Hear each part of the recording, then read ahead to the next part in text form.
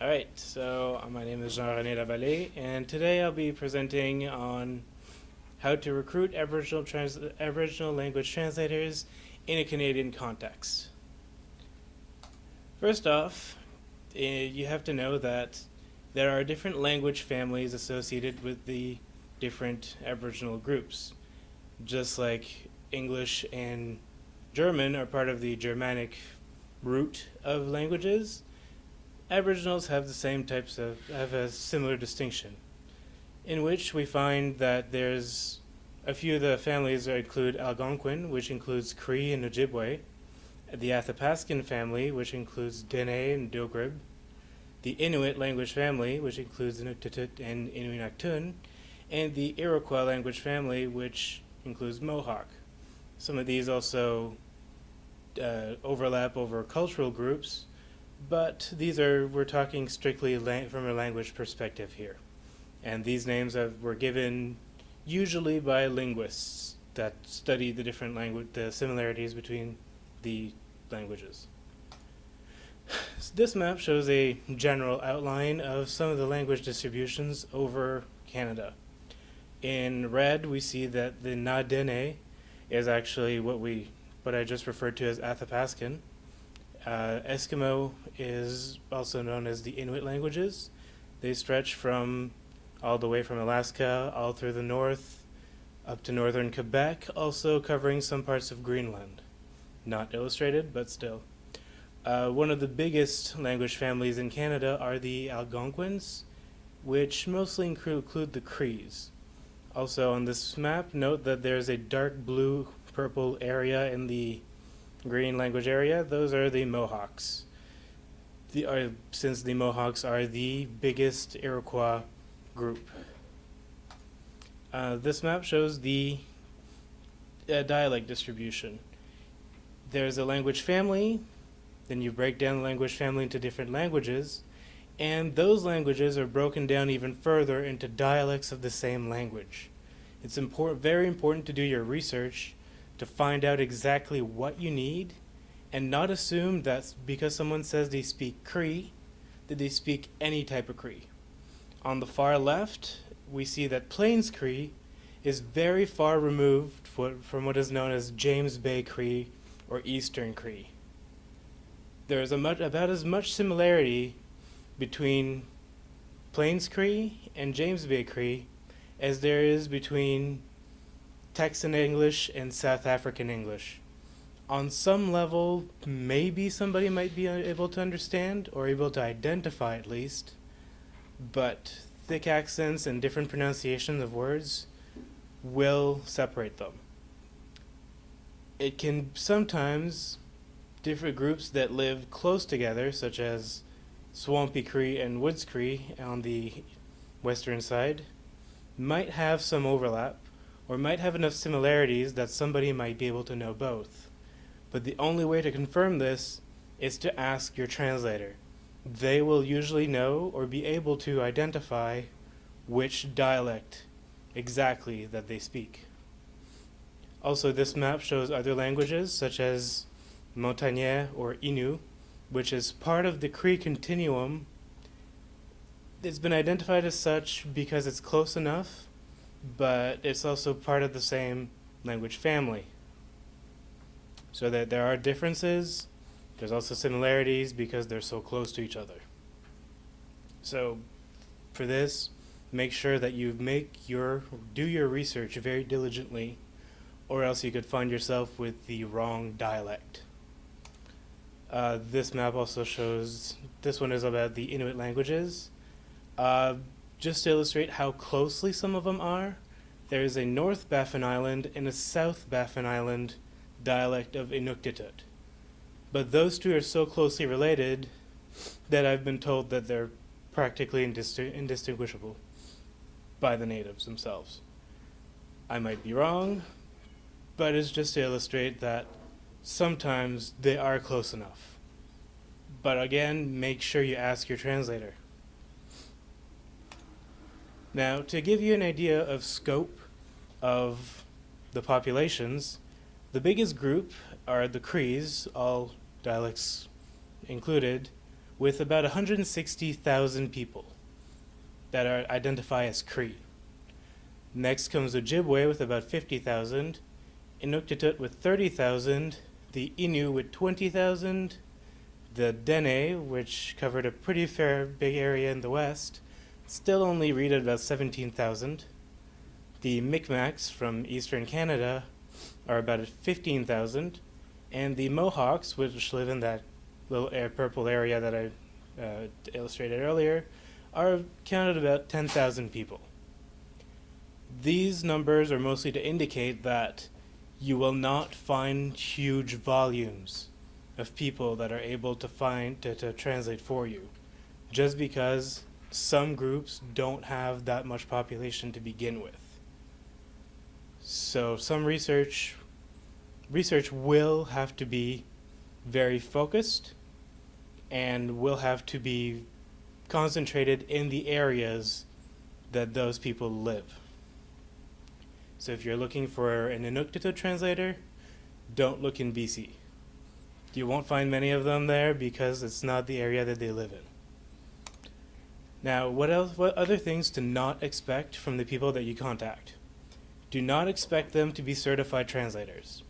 In all of Canada, in all of the professional associations, only Saskatchewan even lists Cree as one of the certified languages that they have, and they only have one translator that is certified as a Cree translator. So you will not find anything else on professional accreditation databases. Also, translation degrees. You will not find many, or at all, may even, Aboriginals with an actual translation degree. There are reasons for this, which I will speak about a bit later in the presentation. Also, I wrote here formal professional experience. This means that they might have experience translating documents for people, for court, for land claims, for anything, but sometimes it's just something that they have done to help people, as in translating documents for a school, translating material for a university class, something of the like. But some of them might have experience. Also, a business-like attitude. Do not expect to talk to business people. You're talking to people who have a skill that you're trying to get them to use for you. What you will find, though, are language teachers. This is part of a revival effort that some communities have taken up to try to teach the youngest generation the language of their ancestors, because the research has noted that less and less of the younger generation are speaking these languages or learning them at home. So parents send their kids to school in Ojibwe or in Cree so that they're able to learn the language. So language teachers will be a big part of your translators. Also, highly educated people. Just because I said that they didn't have translation degrees doesn't mean that they can't have a PhD. I have found many translators that have PhDs, that are lawyers, that are professors, that have written books and other works of literature, that are very experienced in their fields. A lot of them will have translated materials for their work or around their work, and that's where they will find most of their translation experience. No formal training in a university sense, but a lot of on-the-job training for the needs that they had. Places that you can start looking to find these translators are city websites, or town websites, or community websites of the areas where Aboriginals live. If you're looking around Cornwall, there are Mohawk bands around Cornwall. Also, band council websites. If you look up the Grand Council of the Crees, you can ask them, maybe they can help you. Cultural centers. Most urban cities have a cultural center for most of the Aboriginal groups. you can always contact them, see if somebody comes in, and see if somebody knows somebody that could help you. Health authorities, hospitals, and such will, in high Aboriginal areas, will probably have to have somebody on staff that can interpret or at least translate documents so that patients might be able to read them. I found that LinkedIn groups, just networking in general, is also a good way to go, because you're not just looking for people that can that have the skill. You're looking for people that know people that know people. You're trying to branch out as much as possible.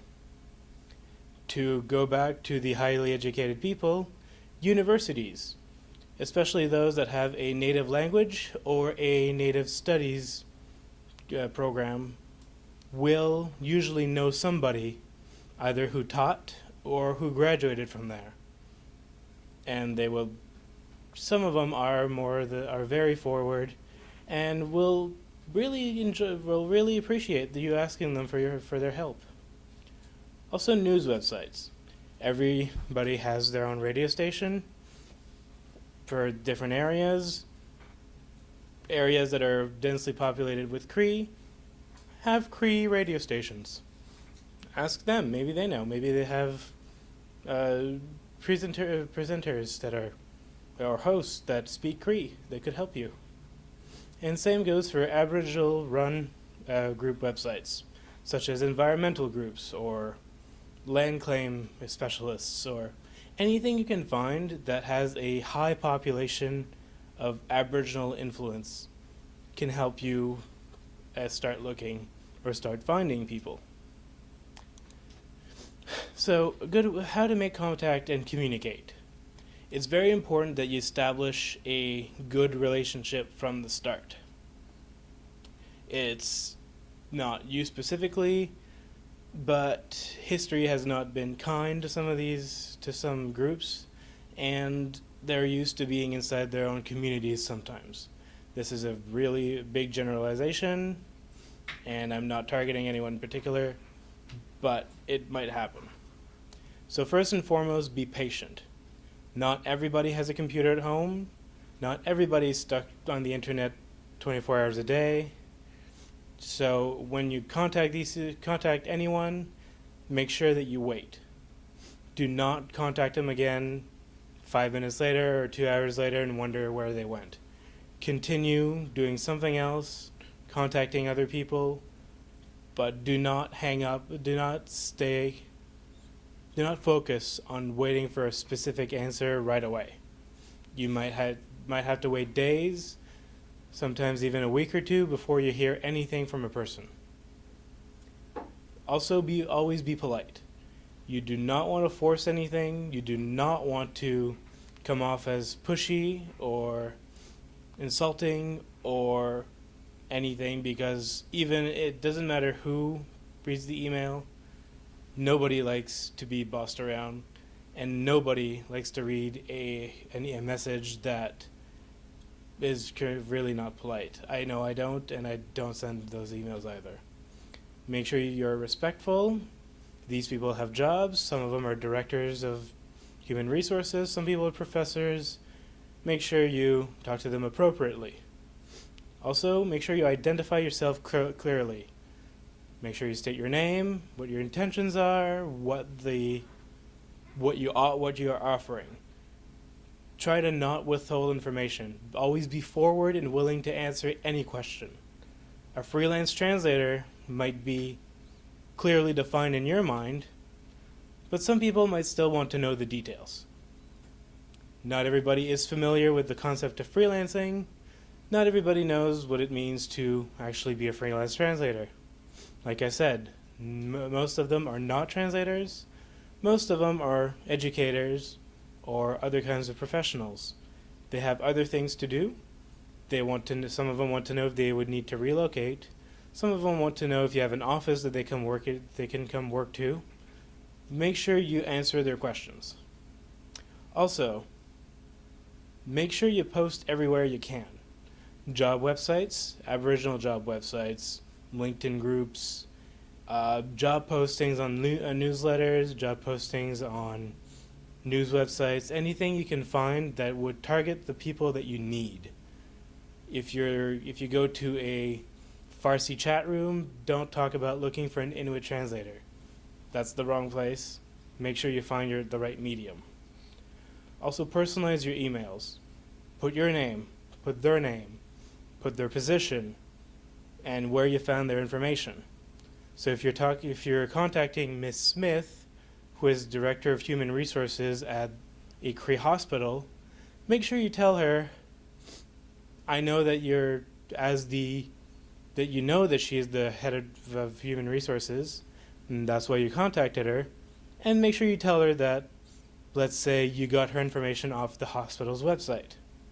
It makes you look more forward, more aware, and also it shows that you're not just sending a mass email.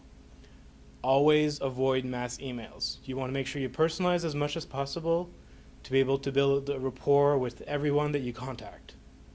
Now, of course, sometimes some websites will not name the person that will be answering you, but as soon as somebody does answer you, make sure you talk to that person. You're talking to a person and not to a group.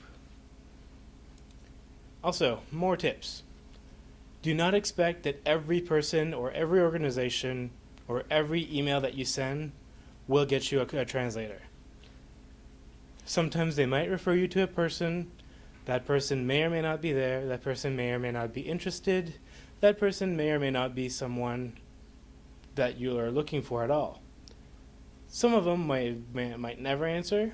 Some of them might answer and have nothing to give you. Not even a direction, not even a trail, nothing. Always thank them for their time that they took to have replied to you, and move on if they cannot help you.